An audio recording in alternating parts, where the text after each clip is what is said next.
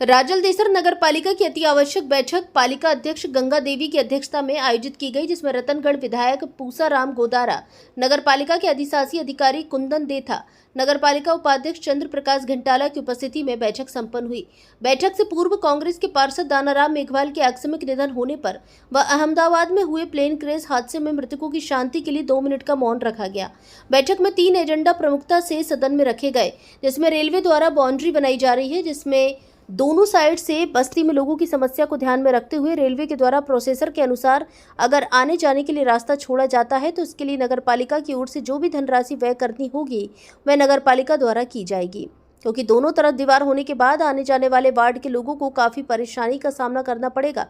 इसके अलावा अंतिम यात्रा मंदिर विद्यालय में पढ़ने वाले छात्र छात्राओं को भी भारी परेशानी का सामना करना पड़ेगा। इसी को ध्यान में रखते हुए नगर पालिका में अति आवश्यक मीटिंग बुलाई गई। दूसरा एजेंडा नगर पालिका में ऑटो टिपर ठेका पद्धति पर देने को लेकर जैसे ही सदन में प्रस्ताव रखा, मात्र 2-4 भाजपा के पार्षदों ने छोड़कर सभी ने इसका विरोध किया। कहा कि नगर पालिका में लगातार भ्रष्टाचार के आरोप लगाए जा रहे हैं, इससे और अधिक भ्रष्टाचार होगा।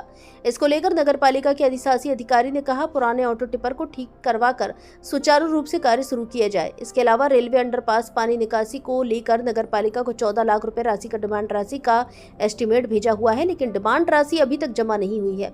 इसके लिए विधायक गोदारा ने कहा 15 दिवस के अंदर डिमांड राशि जमा करवाकर अतिशीघ्र कार्य शुरू किया जाए। इसके अलावा नगर पालिका उपाध्यक्ष चंद्र प्रकाश ने 2015 से लेकर 2025 तक नगर पालिका में भ्रष्टाचार को लेकर खुला आरोप लगाया एवं इसकी जांच करने की मांग की। साथ ही कांग्रेस पार्षद ताराचंद वाल्मीकि ने लिखित में भ्रष्टाचार को लेकर आरोप लगाए व इस एजेंडा को प्रोसीडिंग में लेने की बात कही, जिस पर सर्वसम्मति से पारित किया गया एवं विधायक ने कहा इसके लिए कमेटी का गठन किया जाएगा। इसके लिए मैं जिला कलेक्टर, डीएलबी के अधिकारी एवं भाजपा एवं कांग्रेस के दोनों नेताओं की एक कमेटी का गठन करके निष्पक्ष जाँच करवाई जाएगी। एमएलए साहब की अध्यक्षता में बोर्ड की बैठक बुलाई गई, जिसमें प्रथम मुद्दा यह था कि वहाँ रेलवे के पास चार दवाई बन रही है, वहाँ रहने वाले लोगों को पानी निकासी और उन लोगों के संसाधन को प्रभाव पड़ेगा। इस संबंध में हमने एमएलए साहब से भी निवेदन किया, एमपी साहब से निवेदन किया। बोर्ड बैठक में हमने यही निर्णय लिया है कि जो भी डिमांड राशि रेलवे द्वारा जारी की जाए, उसमें एमएलए साहब, एमपी द्वारा और बोर्ड द्वारा किसी प्रकार से राहत देकर उन लोगों का निकासी का, पानी निकासी का, उन लोगों रहन सहन में कोई सुविधा वो जो भी हम उपलब्ध करा उन लोगों के हम साथ। नगर पालिका में भ्रष्टाचार को लेकर आपने विशेष नगर पालिका में भ्रष्टाचार को लेकर पिछले कार्यकाल से लेकर इस कार्यकाल तक हमने जितने भी कार्यकाल हुए उन सभी भ्रष्टाचार मुद्दों को जांच लेकर बोर्ड की बैठक से निर्णय सर्वसम्मति पास करवाया है। और इन कमेटी में हमने एमएलए साहब को और एसडीएम को भी निर्देशित करना चाहेंगे कि आप इस कमेटी सदस्य बना के नगर पालिका को पूर्ण रूप से 2015 से लेकर 2025 तक जितने भी काम है उन सभी कामों को जांच की जाए और आम जन को ये पता चले कि कितना भ्रष्टाचार हुआ है। हो हल्ला हो रखा है, हर जगह 4.5 करोड़ रुपए घोटाला हो रखा है। यहाँ के लोकल नेता हो चाहे कोई भी नेता हो, सभी लोग चुप हैं, पता नहीं किस प्रकार से चुप है। आम नागरिक को पता नहीं किस वार्ड में कितना काम हुआ है। वार्ड पास को भी पता है कितने रुपए काम है, लेकिन वो वार्ड पास भी चुप है। वार्डों के अंदर 1 रुपये काम नहीं आया, जबकि इन लोगों ने 4.5 करोड़ रुपए का पेमेंट उठा लिया। ये बहुत बड़ी विडंबना है, हम लोग ये सोच भी नहीं सकते, लेकिन चारों तरफ से प्रशासन चुप है। Thank you sir. नगर पालिका कांग्रेस चेयरमैन गंगा देवी की अध्यक्षता में आयोजित की गई नगर पालिका में विशेष मुद्दा रेलवे की बाउंड्री को एवं रास्ता को लेकर आज आयोजित की गई। क्या कहना सर इसके बारे में आपको? ऐसा है कि आज की नगर पालिका आपात बैठक बुलाएगी, जिसमें सर्वसम्मत ये निर्णय किया गया कि रेलवे द्वारा फर्स्ट फाटक से अंडर ब्रिज तक करीब 600 मीटर में बाउंड्री बनाई जा रही है। तो यह निर्णय ये हुआ है कि लोगों के रास्ते नहीं रुके और जो ऑलरेडी मौजूदा रास्ता है वो 24 फुट छोड़ करके और 4 दीवारी बनाई जाए।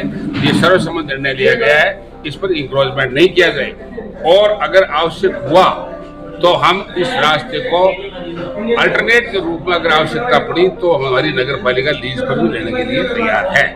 नंबर 1 तो ये फैसला हुआ। नंबर 2 ये हुआ कि गैनानी का गंदा पानी निकालने के लिए अंडरपास की स्वीकृति पहले आ चुकी और उसके 15-14 लाख रुपए का डिमांड है। वो डिमांड का तय कर दिया कि वो 15 दिन के अंदर अंदर पैसा जमा करा के रिपोर्ट करें। ये दोनों मुद्दों पर चर्चा हो चुकी है। सफाई और स्ट्रीट लाइट के बारे में स्पष्ट निर्देश दे दिए गए कि व्यवस्था ठीक नहीं है, कराई जाए। इसके अलावा लोगों द्वारा, पार्षदों द्वारा ये सर्वसम्मत से आरोप लगाए गए हैं कि पिछले टाइम में बहुत बड़े घपले हुए हैं, उनकी जांच कराई जाए।